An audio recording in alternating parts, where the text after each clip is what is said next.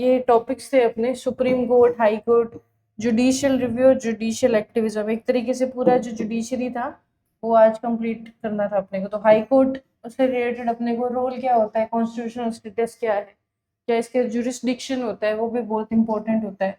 इसका क्षेत्राधिकार क्या है, इसकी शक्तियां क्या है, और इसको कंपेरेटिवली एनालिसिस भी करवाते हैं हाई कोर्ट और वर्सेस सुप्रीम कोर्ट का, कि किसके पास ज़्यादा पावर है। कुछ क्षेत्र है जिसमें हाई कोर्ट के पास भी ज़्यादा पावर है, कुछ के अंदर सुप्रीम कोर्ट के पास भी ज़्यादा पावर है। ठीक है, तो ये अपने को पता है। ज्यूरिस्डिक्शन में भी जैसे जो एक तरीके से होता है ना, ओरिजिनल ज्यूरिस्डिक्शन और रिट ज्यूरिस्डिक्शन, अपीलिया वगैरह, सारा अपने को पढ़ के जाना है। फिर उसके अलावा ये तो ठीक है इतना। फिर जजेस का जो टेन्योर होता है, रिमूवल होता है, ट्रांसफर होता है, ये बहुत इंपॉर्टेंट है। और इसके अंदर एक चीज अपने को देखने को मिलती है अपॉइंटमेंट ऑफ द जजेस के अंदर, कि कॉलेजियम सिस्टम जो होता है, कॉलेजियम प्रणाली, वो काफी एक बड़ा इशू है, मतलब विवाद रहता है। ठीक है, तो उसके अंदर अपने को एक क्वेश्चन प्रिपेयर करना है कॉलेजियम सिस्टम के ऊपर, उसकी नेगेटिव्स क्या है, पॉजिटिव्स क्या है, और उसका वे फॉरवर्ड। क्योंकि वो अभी भी है, चल रहा है, तो उसको बहुत ज़्यादा नेगेटिव नहीं बोलना है अपने को, क्योंकि वो है ना अभी इस टाइम पे, हटाया तो नहीं है। उसके अंदर कुछ प्रॉब्लम्स मेंशन करके उसमें क्या सुधार किए जा सकते हैं, ये सब अपने को उसके अंदर बताना होगा।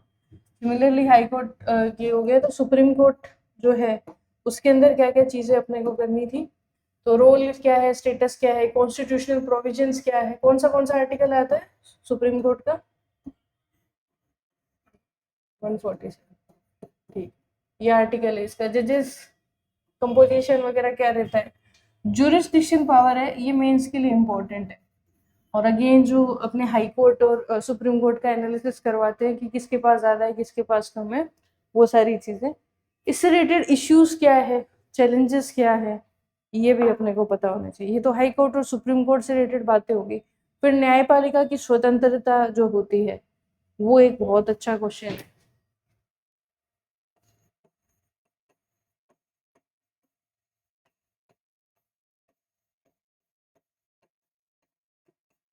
कि क्यों ज़रूरी है न्यायपालिका की स्वतंत्रता, इससे फायदा क्या होता है, कौन से संविधान में ऐसे फीचर्स हैं जिससे न्यायपालिका की स्वतंत्रता सुनिश्चित की गई है, और एक दो इसके नेगेटिव्स भी, और फिर उसके बाद में वे फॉरवर्ड, ये चीज़ें अपने को पता होनी चाहिए।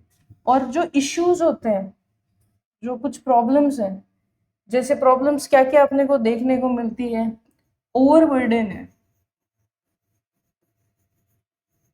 अत्यधिक भार है,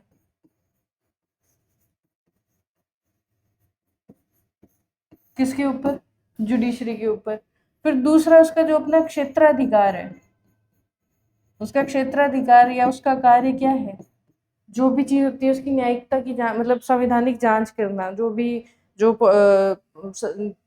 कार्यपालिका है, न्यायपालिका, उन्होंने कुछ ऑर्डर निकाले वगैरह, इसकी न्यायिकता की जांच करना, संवैधानिकता की।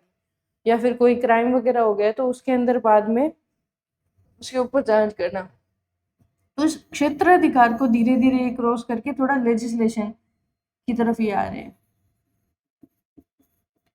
या फिर ये लेजिस्लेटिव जो बॉडी है, विधायिका को या फिर कार्यबल को निर्देश देते हैं, तो ये थोड़ा सा जुडिशियल ओवररीच वाला एक इशू है। तो ये अपने को पता होना चाहिए, न्यायिक अतिरेक बोलते हैं जिसको।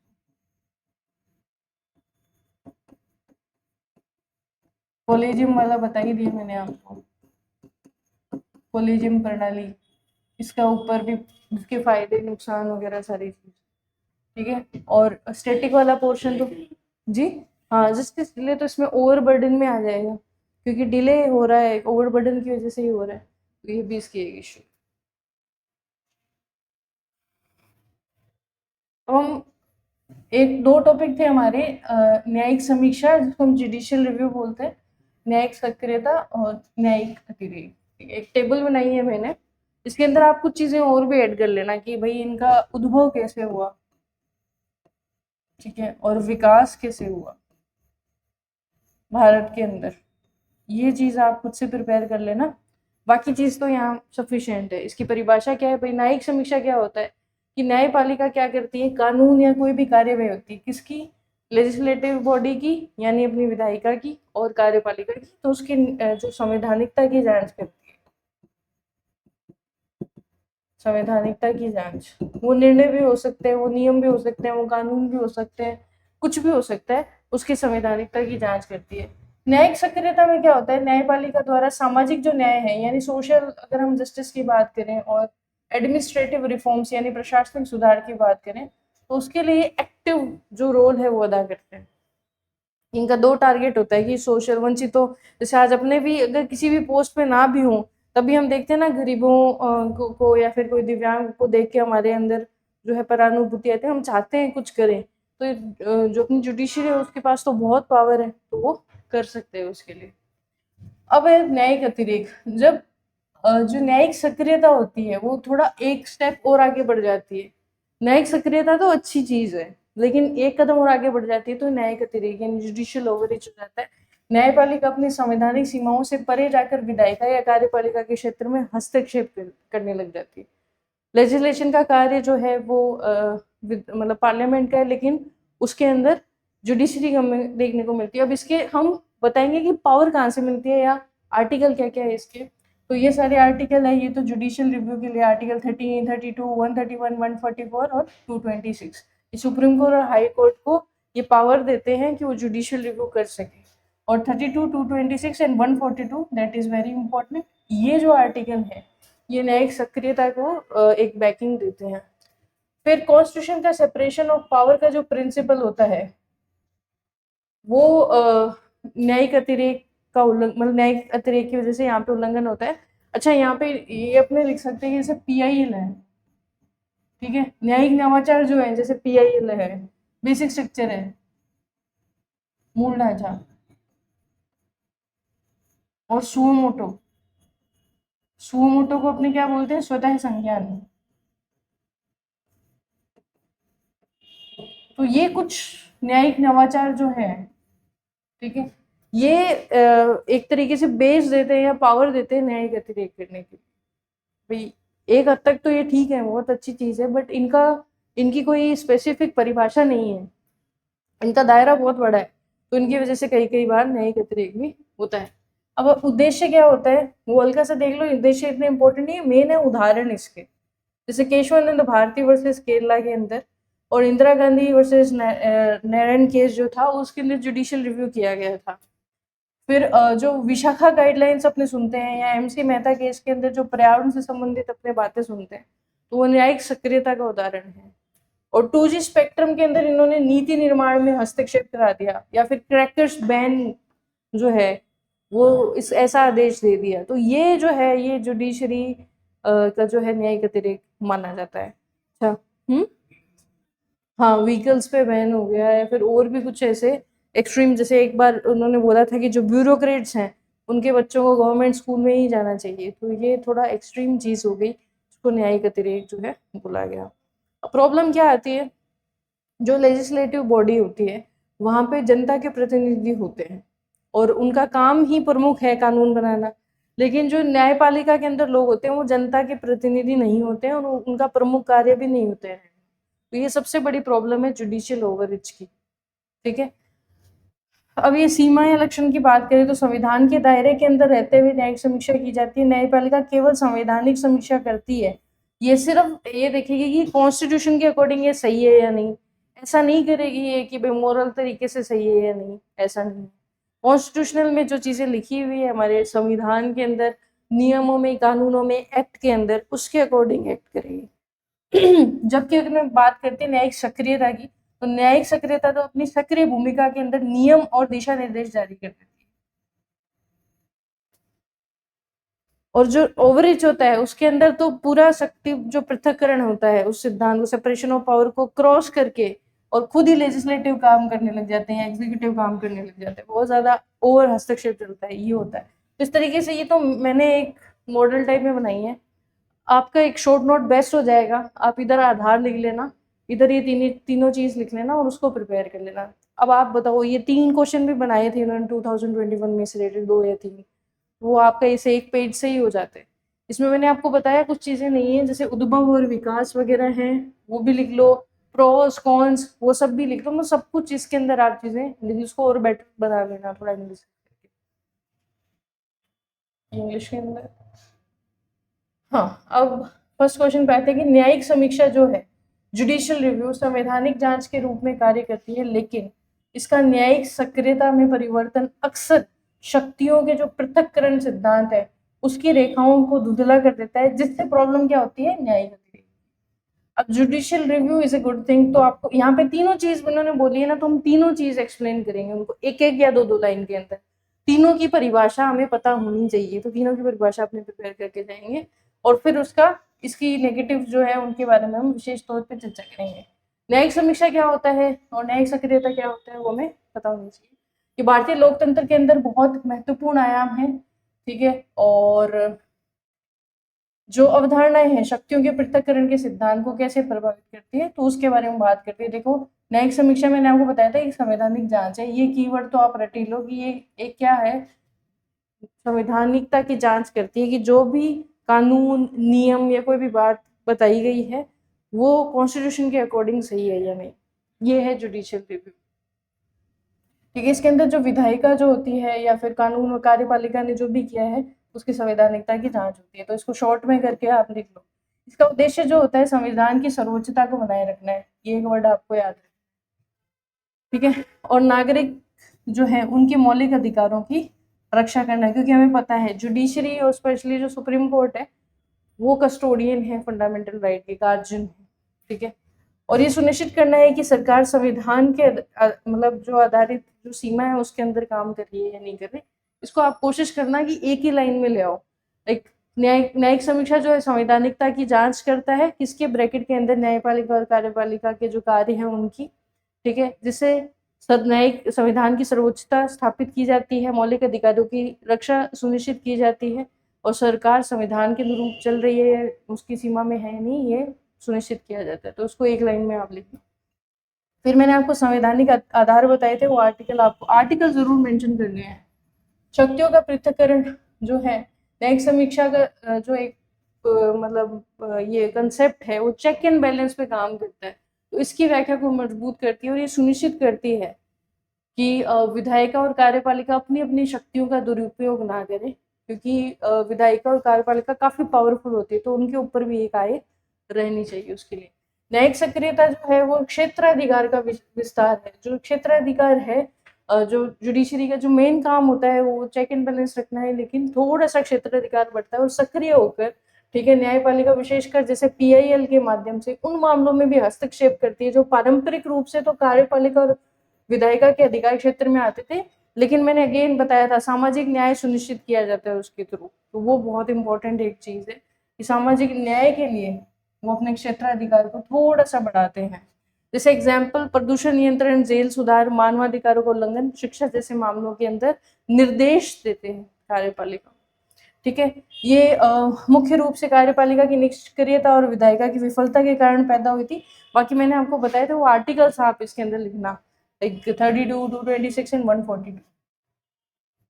अब मेनली इस पे अपने आते हैं न्यायिक अतिरेक पे। तो ये एक सीमा का उल्लंघन हो जाता है, ठीक है, जब हम सेपरेशन ऑफ पावर जो है, जो न्यायपालिका और कार्यपालिका का पृथक्करण सिद्धांत है, कौन से आर्टिकल के अंदर है, हाँ, जब उस आर्टिकल 50 है उसके अंदर लिखा है एक तरीके से डीपीएसपी का भी उल्लंघन हो जाता है। यहाँ पे जो न्यायपालिका अपनी सीमाएं पार कर जाती है और सीधे तौर पे कानून बनाने लग जाती है या कार्यपालिका के दिन प्रतिदिन कार्यों को संभालने लगती है, ठीक है। तो यहाँ पे प्रॉब्लम आता है। फिर आप इसका एक्सप्लेन कर दो, अंतर बता दो जो मैंने आपको दिखाया था, ठीक है। अब निष्कर्ष पे आते हैं अपने डायरेक्ट कि जो न्यायिक समीक्षा होती है भारतीय संविधान का एक अपरिहार्य हिस्सा, मतलब न्यायिक समीक्षा और न्यायिक सक्रियता को अपने को अच्छा ही बताना है, और जो न्यायिक अतिरेक है वहां पे अपने को उंगली उठानी है, और उसमें मेनली अपने को यही बताना है कि वो जो सेपरेशन ऑफ पावर सिद्धांत है उसके खिलाफ, ठीक है, ये चीज लिखनी है।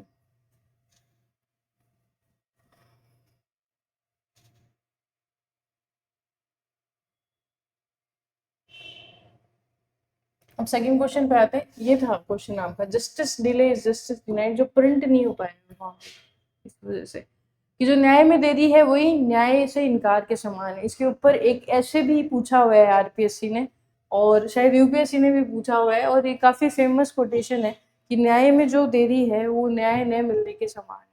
इसको हम मिसकैरेज ऑफ जस्टिस भी बोलते हैं।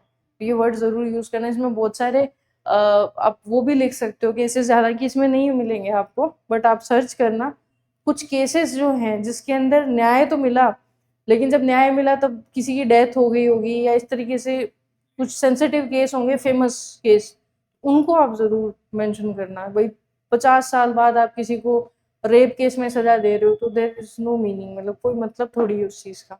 तो ये चीज़ें अपने को मेंशन करनी है। भारतीय न्याय प्रणाली के संदर्भ में इस कथन की प्रासंगिकता, अब मेरे को ये बताओ कि न्याय में देरी, इन्होंने पूछ लिया आपसे डायरेक्ट, और न्याय में इनकार के समान है। न्याय में देरी क्यों होती है ये बताना है अपने को मेनली। न्यायिक विलंब के प्रमुख कारणों पर चर्चा करना है और अपने को बताना है न्यायपालिका, कार्यपालिका और विधायिका मिलकर, यानी तीनों किस तरीके से मिलकर इस चीज से समाधान इसका निकाल सकते हैं।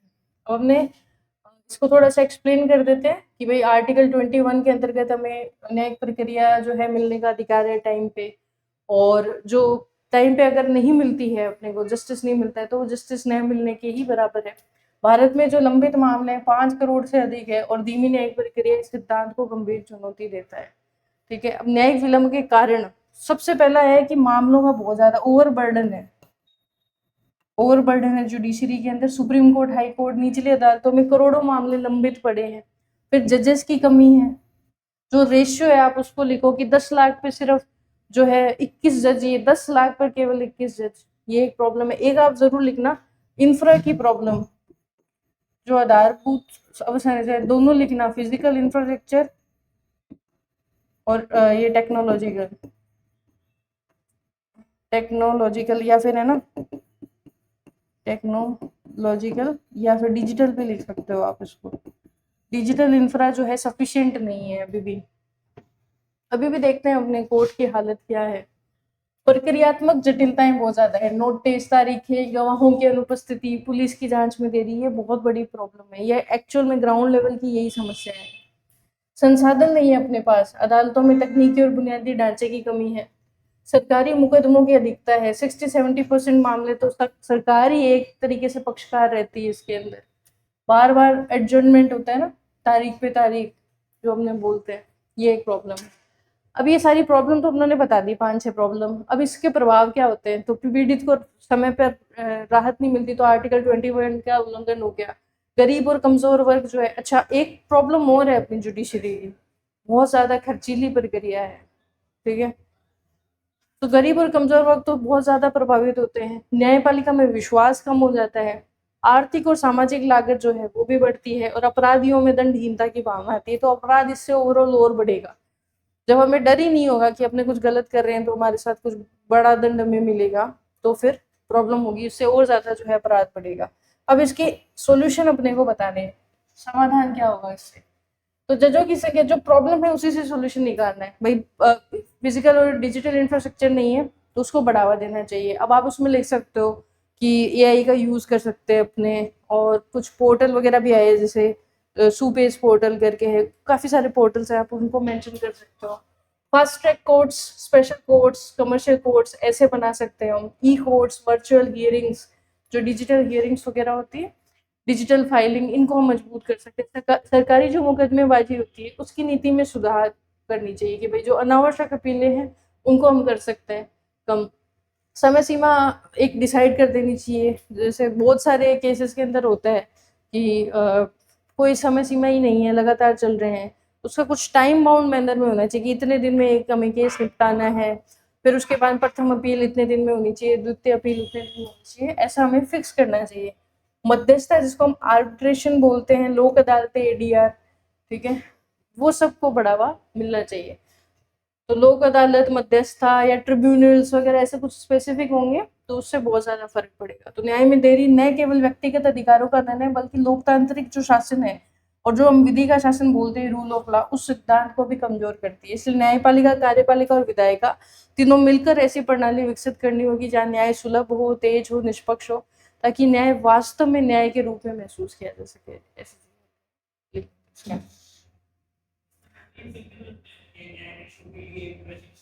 हाँ बिल्कुल, ट्रेनिंग्स लिख सकते हैं हम, और आज के हिसाब कोई मॉडल अगर इंटरनेशनल मॉडल हो अपने ध्यान में जिसको हम एडेप्ट कर सकते हैं वो भी हम लिख सकते हैं। भारत में न्यायाधीशों की नियुक्ति हेतु कॉलेजियम सिस्टम की आलोचना करनी है, सीमाएं बात पर बात करनी है, तो अपने को सबसे पहले तो हल्का सा इंट्रो में बता देना है कि कॉलेजियम सिस्टम आया कैसे। तो भारत में उच्च जो न्यायपालिका सुप्रीम कोर्ट और हाई कोर्ट के अंदर न्यायाधीशों की जो नियुक्ति की जाती है, ठीक है, उसका और स्थानांतरण मुख्य रूप से न्यायाधीशों के कॉलेजियम द्वारा ये किया जाता है। ये प्रणाली 3 जो केस होते, फर्स्ट जज केस, सेकंड जज केस और थर्ड जज केस के दौरान जो है विकसित हुई थी। यद्यपि इनका उद्देश्य न्यायपालिका की स्वतंत्रता की रक्षा करना था। ऐसा नहीं है कि बहुत बुरे कुछ विचारों को रखकर इसकी स्थापना की गई थी, स्वतंत्रता की पालना करना था, लेकिन टाइम के साथ इसमें कुछ आलोचनाएं और सीमाएं उजागर हुई है। अपने को बहुत ज्यादा क्रिटिसाइज नहीं करना है, मतलब रफ वर्ड्स में नहीं करना है, ठीक है, ये यहाँ पे चीजें ध्यान रखनी है। जैसे कॉलेजियम सिस्टम में पहली प्रॉब्लम है कि पारदर्शिता का अभाव, कि भाई आप किसी को चूज कर रहे हो तो उसका आधार क्या है, क्या आपने उसकी एलिजिबिलिटी देखी है, क्या आपने उसकी एज देखी है, वगैरह वगैरह, ऐसा कुछ पता नहीं होता इसके अंदर अपने को, ये प्रॉब्लम है। कॉलेजियम की जो बैठकें हैं, चर्चा है, मानदंड है, उनकी कोई भी औपचारिक रिकॉर्ड नहीं होता, ये सबसे बड़ी प्रॉब्लम है। तो इसको हम अस्पष्ट प्रक्रिया बोलते हैं, ठीक है, ये बहुत ज्यादा अपारदर्शी। जवाबदेहिता की कमी है, कॉलेजियम सिस्टम किसी भी बाहरी संस्था यानी संसद, कार्यपालिका या फिर जनता के प्रति जवाबदेही नहीं, कोई पूछ ही नहीं सकता कि आपने इसको क्यों चूज किया। ये एक self selecting, self appointing body है, खुद को सेलेक्ट कर लो, खुद को अपॉइंट कर लो, वाली बॉडी। और इसमें बहुत ज्यादा बायसनेस देखने को मिलती है, इंटरनल बायसनेस की संभावना रहती है। जजेस अपॉइंट जजेस, ये सबसे बड़ी प्रॉब्लम है। तो इसमें क्या होता है, नेपोटिज्म की अपने को लिखने आशंका, ऐसा नहीं लिखना कि नेपोटिज्म है, हम नहीं बोल सकते, ये जुडिशरी है इतना, और कि कौन लोग हैं ये लोग अपने को पता होना चाहिए।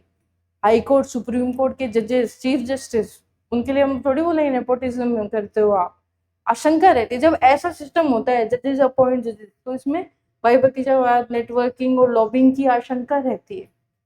मेरिट के बजाय वरिष्ठता और व्यक्तिगत पसंद हावी होने के आरोप लगते हैं इसके ऊपर।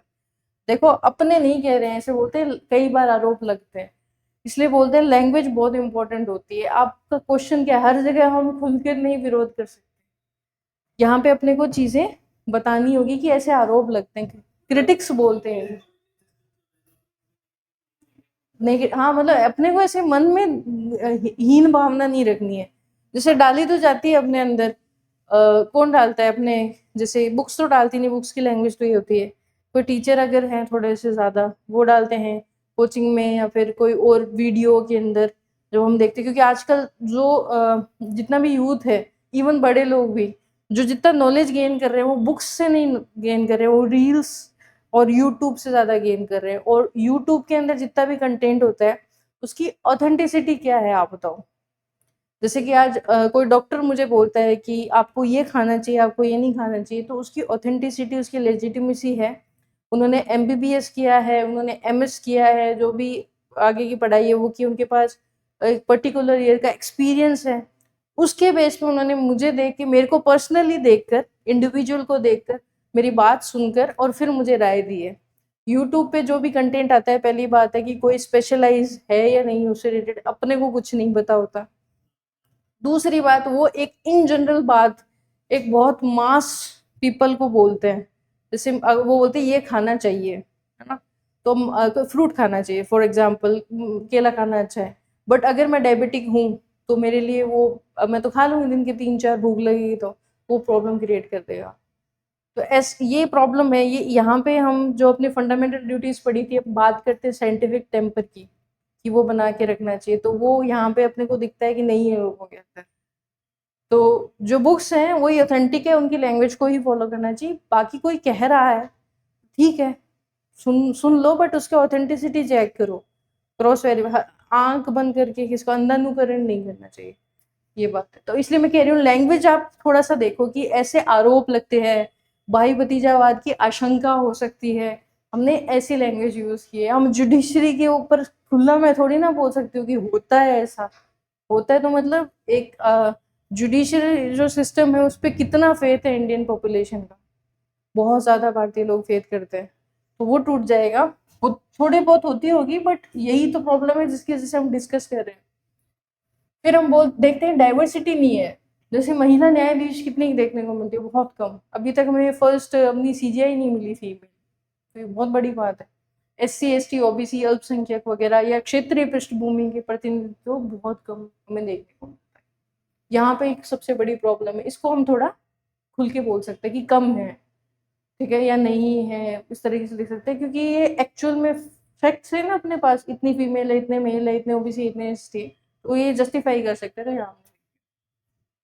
कोलेजियम जो विविध और समावेशी न्यायपालिका बनाने में थोड़ा सा विफल रहा है कि विविधता है नहीं। फिर जो नियुक्ति प्रक्रिया है उसमें कई बार देरी देखने को मिलती है। कोलेजियम वर्सेस सेंट्रल गवर्नमेंट है, वहाँ टकराव के कई बार कारण देखने को मिलते हैं, और हाईकोर्ट में जजों के पद लंबे टाइम तक खाली पड़े रहते हैं, जिससे हमें केस पेंडेंसी देखने को मिलती है, और विधायी मंशा का कई बार हमें विरोध देखने को मिलता है। एनजेक केस याद है, 99वां संविधान संशोधन, जिसे सुप्रीम कोर्ट ने रद्द कर दिया था। उन्होंने बोला था कि ये न्यायपालिका की स्वतंत्रता जो एक बेसिक स्ट्रक्चर है उसके खिलाफ है, उन्होंने हटा दिया।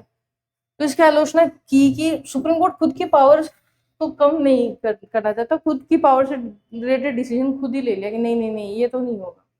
तो ऐसी आलोचनाएं अपने को देखने को मिलती है। कंक्लूजन, अच्छा इसका सोल्यूशन क्या हो सकता है? वैसे इसमें लिखा नहीं है, नहीं लिखा है, आप बताओ सोल्यूशन क्या हो सकता है? एनजेक सुना है क्या आपने? नहीं, मतलब ऑल इंडिया जुडिशियल सर्विसेज, वो भी अपने लिख सकते हैं इसके अंदर, उसके थ्रू भी अगर एक आएंगे तो काफी फर्क पड़ेगा। कॉलेजियम सिस्टम के अंदर न्यायपालिका की स्वतंत्रता को मजबूत किया गया है, क्योंकि अपने को सिर्फ नेगेटिव नहीं देखने। कॉलेजियम सिस्टम की वजह से जो गवर्नमेंट है, जो लेजिस्लेशन है, उसका जो रोल है वो लिमिटेड हुआ है, और ये ज़रूरी भी है बहुत ज़्यादा। अगर जजेस को वही अपॉइंट करेंगे, वही हटाएंगे, सब कुछ पावर उनके हाथ में होगी, तो फिर जुडिशरी भी one of the part of legislative और बॉडी और एग्जीक्यूटिव बॉडी हो जाएगी। तो इसके लिए ज़रूरी भी है, लेकिन इसका अस्पष्ट गैर जवाबदेह और गैर समावेशी होना गंभीर चुनौतियां पैदा करता है। तो इसमें पारदर्शिता, जवाबदेहिता और विविधता ये लेके आए तो उससे ठीक हो जाएगा। अब लाइन कैसे? ट्रांसपेरेंसी को बढ़ा दो, चयन प्रक्रिया वगैरह जो है इसके मापदंड कुछ डिसाइड किए जाने चाहिए। डाइवर्सिटी को बढ़ा सकते हैं हम, महिलाओं को या सामाजिक रूप से जो वंचित समूह है उनका प्रतिनिधित्व को काइंड ऑफ रिजर्वेशन हम दे सकते हैं कि इतने परसेंट तो होने ही चाहिए। टाइम बाउंड मैनर में अपॉइंटमेंट होना चाहिए। फिर all India judicial services, even NJAC है, उसको जो गवर्नमेंट ने इंट्रोड्यूस किया था उसको लेकर थोड़ा hybrid model, collegium NJAC hybrid model हम यूज कर सकते हैं कि थोड़ा सा उसका ले लें, थोड़ा सा कॉलेजियम का ले लें, तो दोनों का मिक्स हो जाएगा। तो ये कुछ वे फॉरवर्ड चीजें हैं।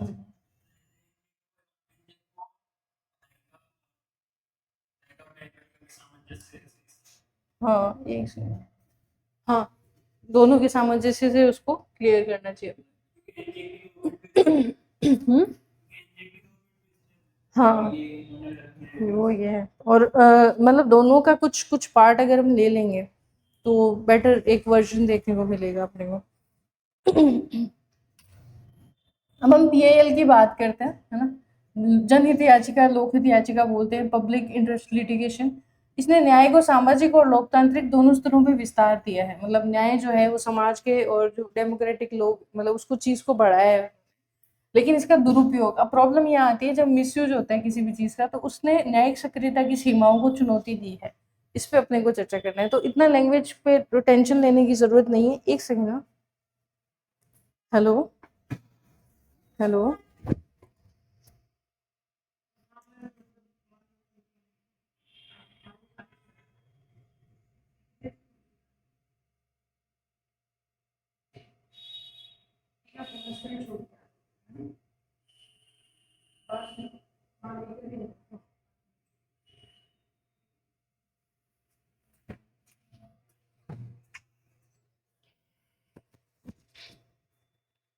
तो अपने अपने को पीआईएल जो है वो क्या होता है, उसके फायदे, उसके नुकसान, ये सब चीजें अपने को लिखनी है।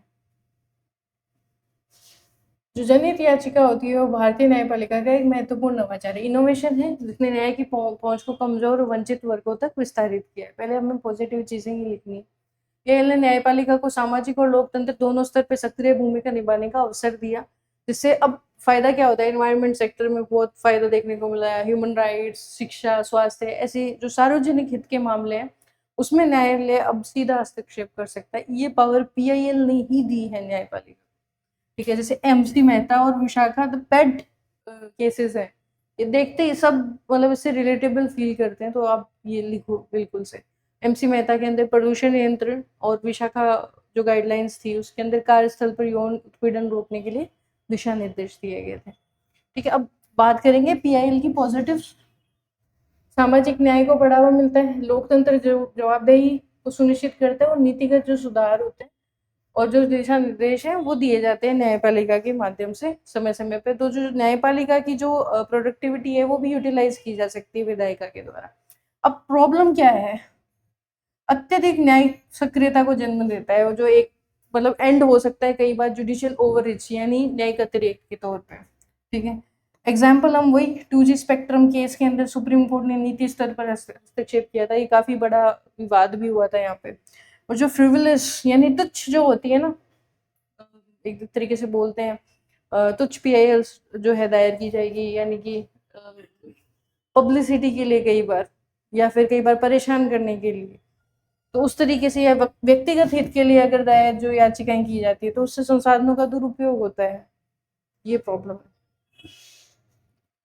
और शक्तियों का जो पृथक्करण है उसके अगेंस्ट है ये चीज कि हम बात करते हैं कि सेपरेशन ऑफ पावर, तो लेजिस्लेटिव और एग्जीक्यूटिव के क्षेत्र में हस्तक्षेप क्यों, तो ये प्रॉब्लम कुछ क्रिएट होती है। अब इस समाधान भी बताते हैं, जैसे पीआईएल के लिए स्पष्ट मापदंड आप डिसाइड कर दो, दिशा निर्देश दे दो।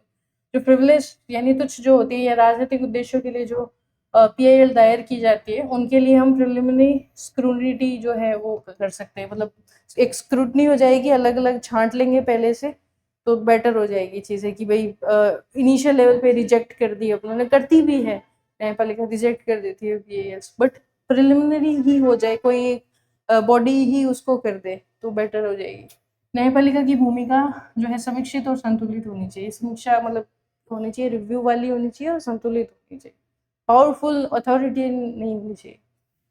पीआईएल ने भारतीय न्यायपालिका को सामाजिक न्याय और लोकतंत्र जवाबदेही के क्षेत्र में सशक्त बनाया है, फिर भी इसके दुरुपयोग और न्यायिक सक्रियता की अति ने शक्तियों को पृथक्करण और संसाधनों के जो न्यायिक संतुलन है उसको चुनौती दी है। न्यायपालिका को पीआईएल के माध्यम से न्याय को सुलभ बनाए रखना चाहिए, लेकिन इसकी सीमाओं और उद्देश्यों की रक्षा करते हुए संतुलन बनाए रखना चाहिए।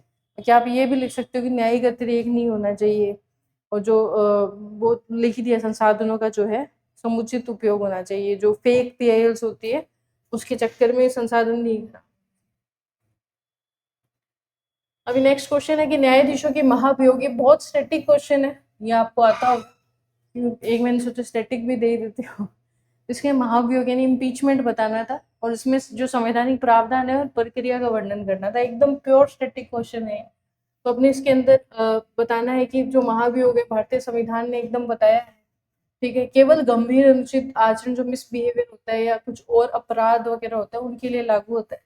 इसे न्यायपालिका की गरिमा और संवैधानिक संतुलन बनाए रखने का अंतिम उपाय कहा जाता है, एकदम लास्ट में इसे यूज किया जाता है। अब मेन जो है संवैधानिक अधिकार आधार जो है आर्टिकल 124 का 4, 24 का 5, 217, 218 ये सुप्रीम कोर्ट के हैं, हाई कोर्ट के हैं, ठीक है। उच्च न्यायालय के अंदर जो है 217 और 218 महाभियोग के कारण अनुचित आचरण यानी मिसबिहेवियर और अक्षमता यानी इनकैपेसिटी, ये जो है मेन चीज है जो उसमें हाईलाइट करनी थी अपने को। जो आर्टिकल्स है 124(4), 124(5), 217 और 218 ये सुप्रीम कोर्ट और ये हाई कोर्ट, और कारण जो है मिसबिहेवियर और इनकैपेसिटी यानी अनुचित आचरण यानी कदाचार जिसको बोलते हैं, और अक्षमता।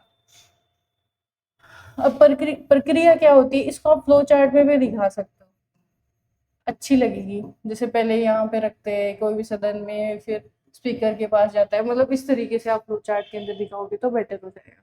लोकसभा या राज्यसभा किसी के अंदर भी हम रख सकते हैं मोशन को, ठीक है। इस मोशन में आरोपों का विवरण और सबूत भी हमें शामिल करना होता है। इसमें संसद द्वारा एक समिति बनाई जाती है जो आरोपों की पुष्टि करती है, और समिति में आमतौर पर वरिष्ठ न्यायाधीश और सांसद ही रहते हैं। समिति की रिपोर्ट के अंदर अगर न्यायाधीश दोषी पाए जाते हैं, ठीक है, या फिर नहीं पाए जाते तो उसकी सिफारिश फिर प्रस्तुत की जाती है। एक चीज में नहीं मेंशन की हुई कि जो स्पीकर होता है उसके पास पावर रहती है कि इस मोशन को आगे हम बढ़ाते हैं क्या, हाँ, कि बढ़ाना है आगे या नहीं बढ़ाना है। फिर पारित करना इंपॉर्टेंट है, दोनों सदनों में 2/3 बहुमत जरूरी होता है, किसका 2/3, जो मतलब प्रेजेंट इन वोटिंग है और जो एक्चुअल है उसका 50, तो इसको बोलते हैं स्पेशल मेजोरिटी। लोकसभा और राज्यसभा दोनों के अंदर ही प्रस्ताव जो है पारित होना चाहिए, और बाद में जब ये प्रस्ताव पारित हो जाता है तो राष्ट्रपति द्वारा उनको हटा दिया जाता है। इस प्रक्रिया से न्यायपालिका की स्वतंत्रता और संवैधानिकता दोनों का संतुलन बनाए रखा जाता है। न्यायपालिका की स्वतंत्रता भी तो बनी रहती है ना, कि हम एक आधार पे ही उन्हें हटा रहे हैं, प्रॉपर दोनों सदनों के अंदर प्रक्रिया से इम्पीचमेंट हो रहा है। फिर अब तक जो है सुप्रीम कोर्ट या उच्च न्यायालय का कोई भी न्यायाधीश जो है इम्पीचमेंट के तरीके से हटाए नहीं गए हैं। यह प्रक्रिया कठिन है और समय साध्य है, इसलिए न्यायपालिका की अल्टीमेट सेफगार्ड भी इसको बोलते हैं। कोई इतना आसान नहीं है किसी जज को हटाना। महाभियोग प्रक्रिया न्यायपालिका की गरिमा, स्वतंत्रता और जवाबदेही को सुनिश्चित करता है। तो ये कुछ इंपॉर्टेंट पॉइंट्स थे इसके। पूरा स्टैटिक था ये, अगर आपको याद है तो आप। अब संवैधानिक रूप से सुनिश्चित न्यायिक जो स्वतंत्रता है लोकतंत्र की पूर्व शर्त है। ये बहुत इंपॉर्टेंट है। लोकतंत्र के अंदर अपने बात करते हैं कि 4 पिलर्स होते हैं, विधायिका, कार्यपालिका, न्यायपालिका और मीडिया।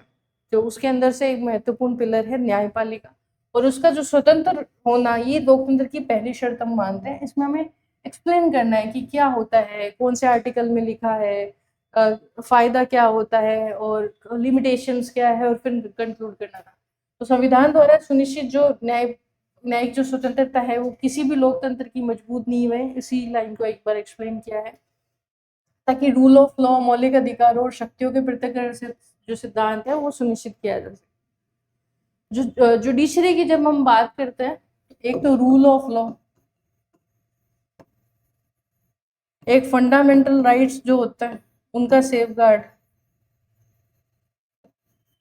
एक आप ये भी लिख सकते हो संघवाद जो होता है उसकी सुरक्षा, और ये एक जो लिखा है शक्ति पृथक्करण, सेपरेशन ऑफ पावर। ये कुछ इंपॉर्टेंट चीजें हैं जो आप कभी भी मेंशन कर सकते हो किसी भी आंसर में, अगर वो जुडिशरी से रिलेटेड है, चाहे इंट्रो हो, चाहे बॉडी हो, चाहे कंक्लूजन हो, आप उसको हाँ यूज करो उसको। ठीक है, तो इस अवधारणा सुनिश्चित रहे इसके लिए एक मिनट।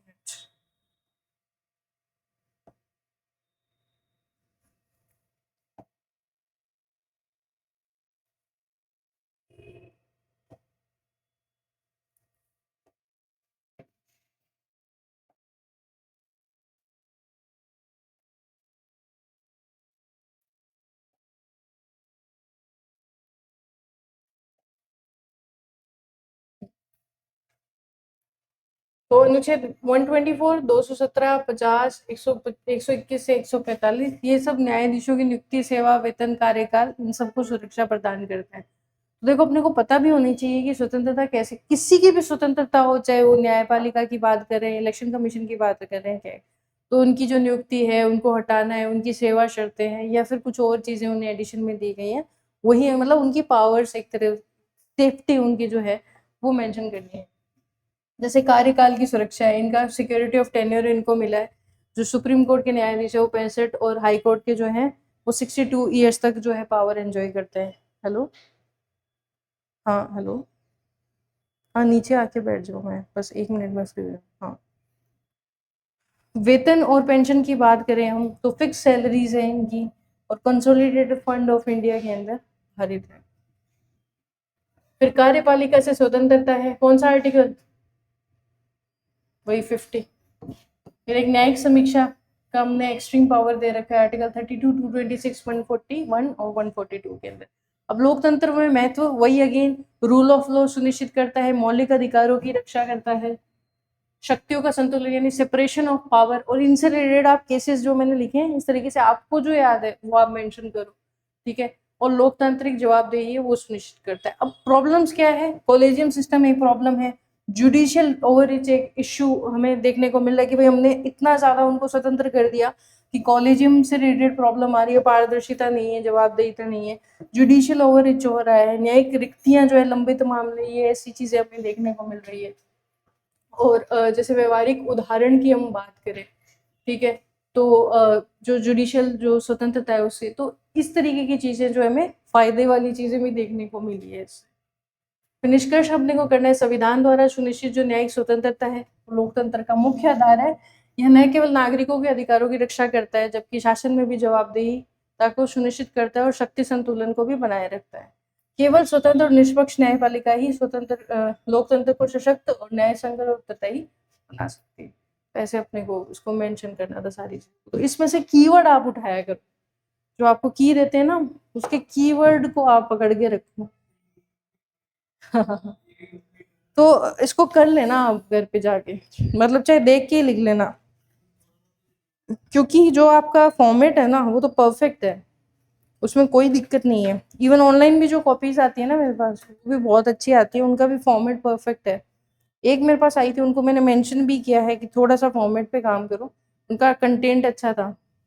फॉर्मेट अपने को कुछ नहीं सोचना, जैसे ये क्वेश्चन आपको मिल गया तो इसमें अब आप एक इंट्रो, अब चाहे लिख भी दो, इवन है ना, अब लिख भी दो, कोई दिक्कत नहीं है। भूमिका कोई दिक्कत नहीं है, इसको कोई क्यों काटेगा, इसके नंबर कोई क्यों काटेगा, थोड़ा और क्लियर हो जाएगा। अगर आपकी हैंडराइटिंग ऐसी है कि क्लियर नहीं हो पा रहा कि इंट्रो कहाँ है, बॉडी कहाँ है, कंफ्यूजन है, अब इंट्रो लिख दो, ठीक है, मुख्य भाग लिख दो, या फिर जो हेडिंग और सब हेडिंग है वो डाल दो, क्वेश्चन में दी गई है, और फिर लास्ट में आप चाहो तो निष्कर्ष डाल दो, और फिर वे फॉरवर्ड यानी आगे की राह, ये चीजें लिख दो आपको सारी। बट आपका जो फॉर्मेट है वो तो पता चलना चाहिए ना कि क्वेश्चन एक जगह से उठा है और एक जगह जाके खत्म हुआ है, ये पता होना बहुत ज़्यादा ज़रूरी है।